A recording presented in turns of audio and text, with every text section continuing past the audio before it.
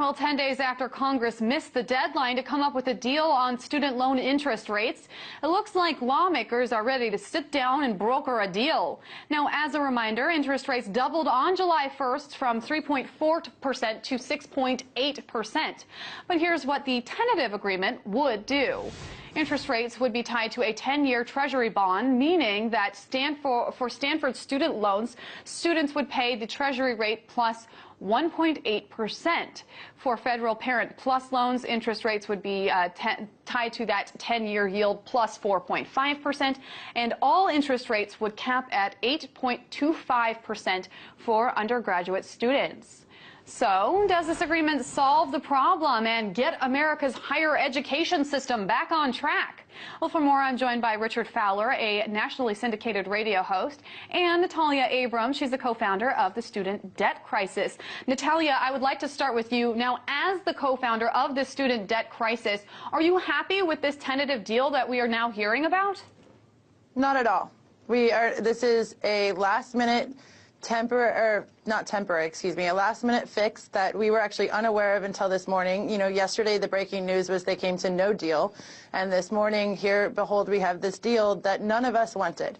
We are expecting future students to continue to pay the price. It does not make sense why interest rates would not be 0.75 the way that Elizabeth Warren talks about, the same rate that the banks borrow at.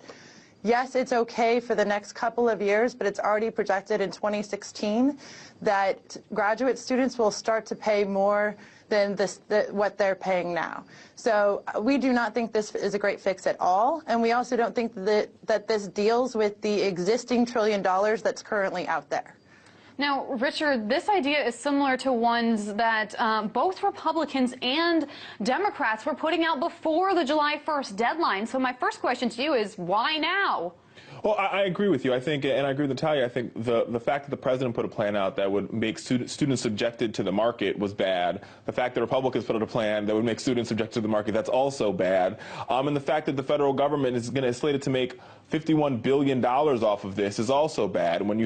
So it's like students are in the negative going into the trillions and trillions of dollars of debt, and the federal government happens to be making $51 billion in profit to cut down, to get rid of our so-called deficit.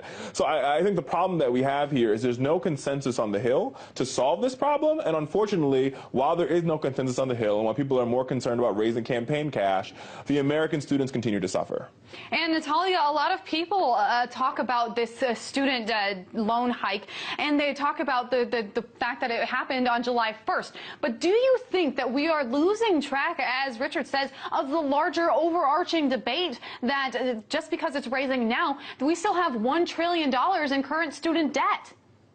Yeah, well, here's my diploma from UCLA, right over there. That's where I went to school, and I wish that this was worth more. I went back to school when I was 26 years old to get a degree, to get a better job, and it didn't work. I have only $15,000 in debt, and I say only because the national average is $27,000, but it's far too much for 2 years of an education, and I'm discouraged from going to graduate school, which I was accepted to, because I'm not about to take on another $60,000. I'm part of the existing $1 trillion or 1.2 that's out there, and we need to deal with that. That's the only way we're going to overhaul the system, is if we actually focus on that $1.2 trillion.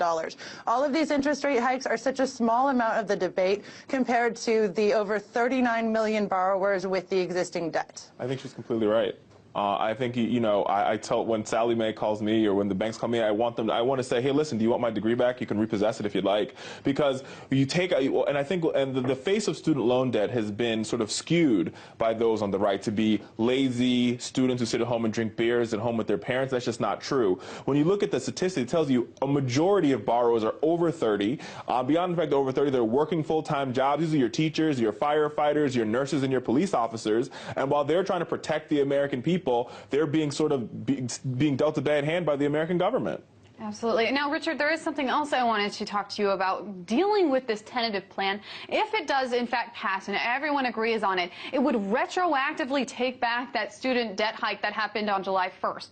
So this is not the first time that we have seen something retroactively not happen. My question to you is, what is the point of having deadlines if it can just be retroactively taken back time and time again? I agree with you. I don't understand why this Congress has put in deadlines. I think it has